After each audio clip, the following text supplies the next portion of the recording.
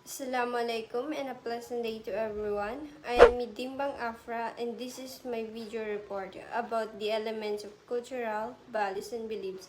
Our values, beliefs, and norms influence how we show respect, follow rules, and interact with others in our community. So the first is the elements of culture, values, and beliefs. So values and beliefs are the foundation of culture. Values serve as a standard what is considered good and right, while beliefs are ideas that people accept as a truth. So meaning, values and beliefs are very important because they are the foundation of every culture. They guide how people think, act, and make decisions in life. So values tell us what is good, right, or important, while beliefs are ideas that people think are true. So together, they shape how people behave and how their society works. In addition, values and beliefs influence how people build relationships. So some culture teach people to show care through respect and politeness, while others show care through openness and direct communication. So these differences explain why people from different countries may have different in friendship, families, and workplace. Even if their ways are not the same, their actions are still shaped by what their culture teaches them about goodness, respect, and the proper behavior. So another information is that values and beliefs also guide how people treat challenge and make important decisions. So in some culture, people believe that problems should be faced with patience and calmness. So while in others, people believe in acting quickly and finding solution the right way. So these different beliefs affect how individuals respond to stress, handle conflicts, and work with others in difficult situations. So another important aspect of values is that they shape a person's priorities and goals. So values help people focus on what really matters in life and guide them in making choices that lead to long-term benefits. So by following their values, individuals can stay disciplined, make thoughtful decisions, and contribute positive to well-being of their community. So, for instance, in the United States, many people believe in the American dream, which is the idea that hard work leads to success. So, Americans believe in this because they value independence, freedom, and personal effort. So, they are taught to work hard, make their own choice, and rely on themselves to reach success. So, another example of this is here in the Philippines. Many people believe that education is the key to better life. So Filipinos believe in this because education is seen as a way to escape poverty and help their family. They value knowledge, family, and learning, believing that studying well can bring you a good opportunity and stable future. So these examples show how values and beliefs guide people's way of life and thinking. Different countries may have different values and beliefs, but all of them help their people live with purpose and meaning. So that's why understanding values and beliefs is important to appreciate each cultural uniqueness. So let us proceed to the rules of values. So values help people know what is good or bad, right and wrong. They guide how people should act and how they should treat others. So values are the standard or rules that help people know what is good, right, or improper in society. They guide how people in making choice and behaving correctly in everyday life. So values are important because they shape how people act and help society work well. So for instance, Armina listened to her teacher and wait for her turn to talk.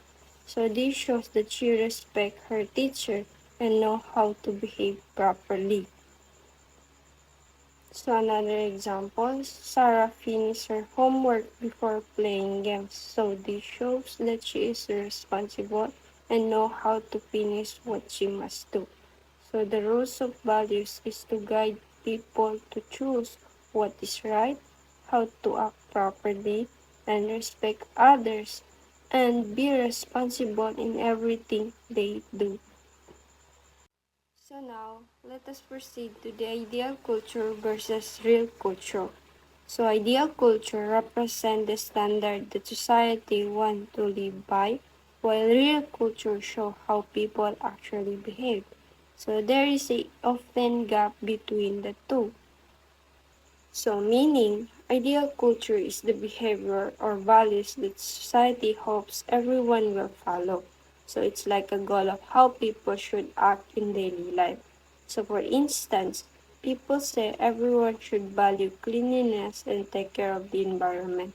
But in real culture is how people actually live and act every day. So, in real life, some people still throw trash on the street or in rivers. So, another example of this, in ideal culture, people say everyone should be honest and always tell the truth. But in real life, some people still lie to avoid getting in trouble. So, this shows the difference. Ideal culture is the goal people aim for, while real culture is what people actually do. So now let us proceed to the social controls and sanction. So society use reward and punishment to enforce values. So positive sanction encourage people to continue doing what is right, and while negative sanctions stop people from doing what is wrong. So another information, social control is also about creating, sharing expectation in society. So by teaching people what behavior is acceptable and what is not. So society ensures that individuals understand their responsibility. So this helps prevent conflicts and misunderstanding, making it easier for communities to work together and maintain harmony. So, social control can also happen through peer influence and community pressure. So, people often adjust their behavior because they want to fit in. So, be respected or avoid disapproval from the others. So in addition, sanctions help communities maintain stability over time. So positive responsiveness encourages constructive habits like cooperation, honesty, and participation in communal activities, while negative responsiveness discourages action that harm others or break rules.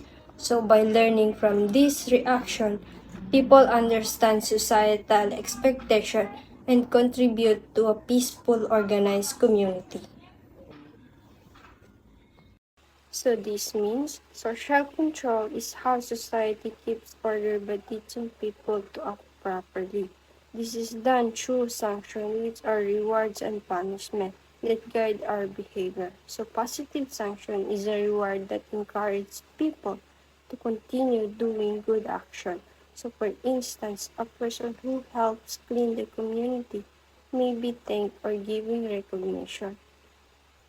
So, another example is a student who follows the school rules and is praised by the teacher or giving a certificate. So, in the other hand, a negative sanction is a punishment that stops people from repeating bad action. So, for instance, someone who throws garbage on the street may be fined by the barangay. Another example is a student who cheat on a test and receive a low grade. So through this system, people learn the proper way to behave and society stay peaceful and organized. So let us proceed to the norms, which is the formal and informal. So norms are rules of conduct that guide how people behave. So they can be formal, which is the written rules like law and school policy, or informal, which is the unwritten rules like manners and tradition. Shape how communities work together. So formal rules provide structure, while informal rules encourage cooperation and friendliness. So together, they help people understand expectation and create a society where everyone can get along more smoothly. Is that norms are the standard that help people know what behavior is expected in society. So formal norms are written rules created by authorities like government or school. So to make sure everyone follow the same standard, for example, a library have rules about returning books on time, or a city may have regulation about noise level to keep neighbors peaceful.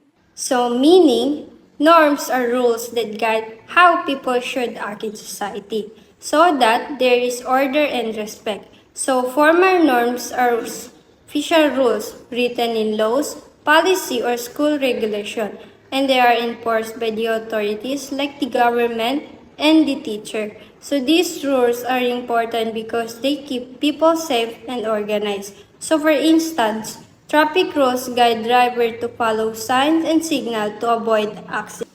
So another example is a school rules such as wearing uniforms or following class schedules, which helps students stay disciplined.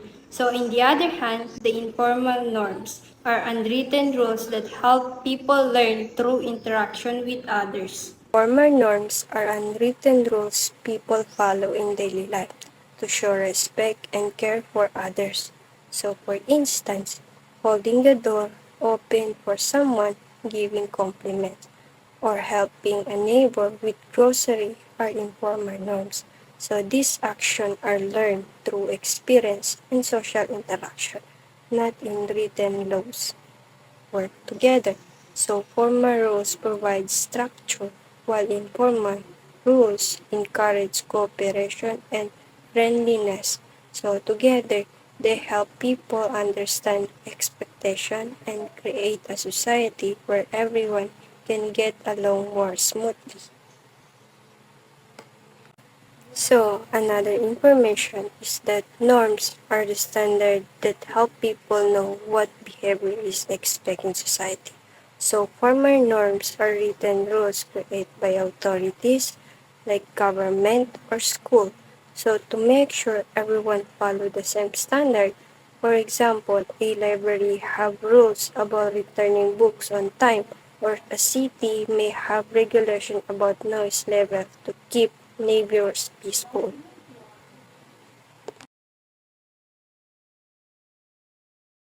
So, informal norms are unwritten rules people follow in daily life to show respect and care for others.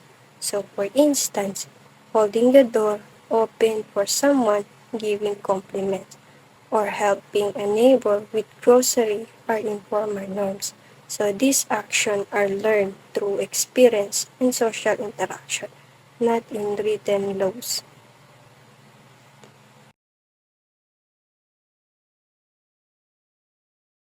So, they are not written in laws, but people still follow them because they show respect and good manners. So, for instance, greeting elders politely is an informal norms that show respect. So, while saying excuse me when passing by someone show courtesy.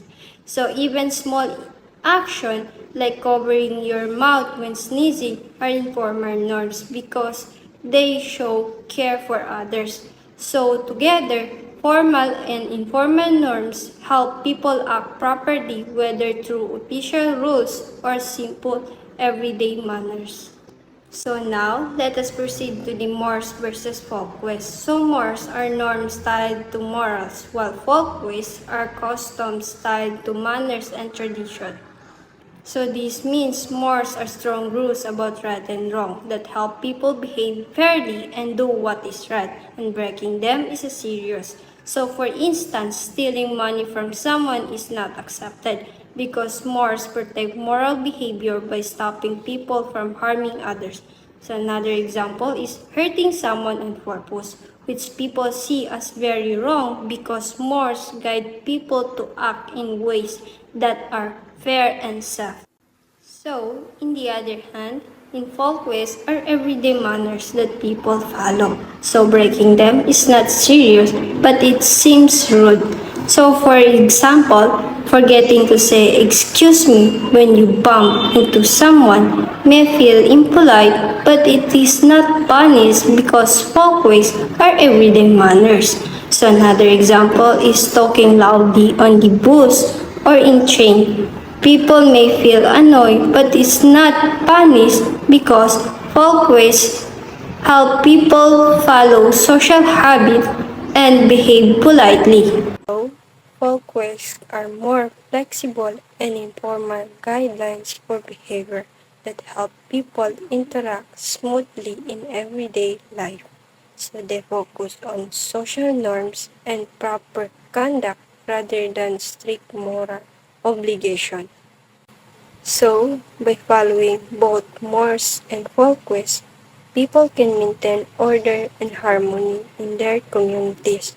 So, more provide a homework for justice and fairness, while folkways support cooperation, respect, and civility in daily interaction.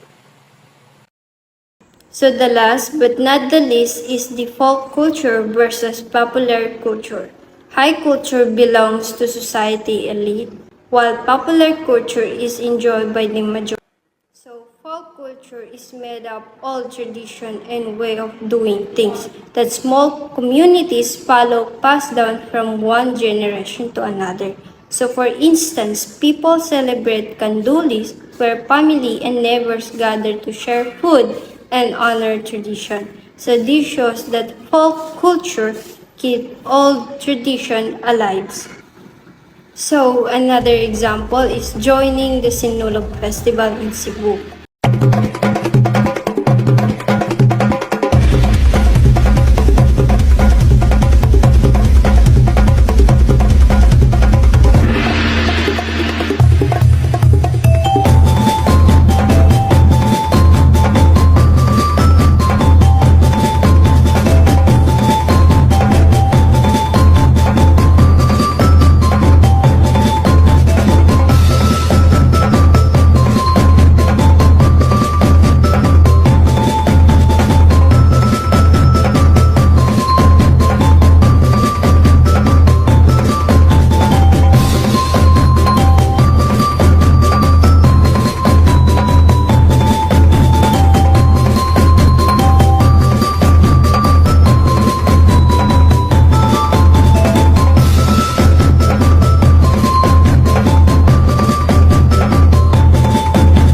Where people celebrate with street dancing, music, and ritual that have been done for many years. So this shows that folk culture keep old celebration and practices alive.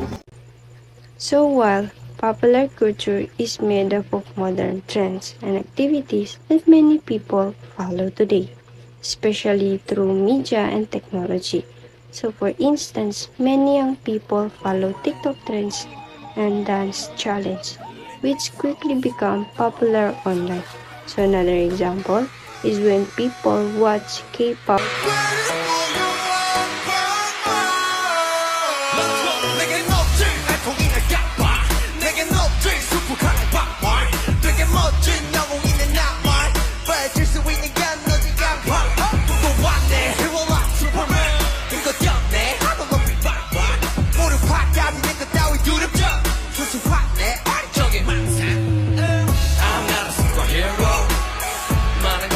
I can be your hero. 이런 말이 가라테나 안해 내지 모르겠어 정말 근데 꼭 기억했어 your own mind 내가 알린 넌 누가 할까 내 사이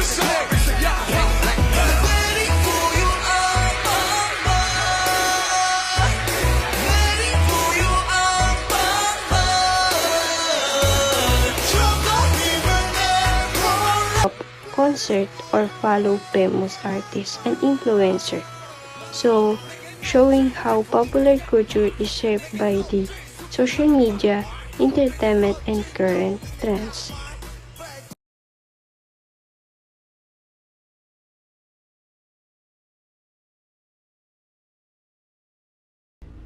So, that's all. Thank you for watching.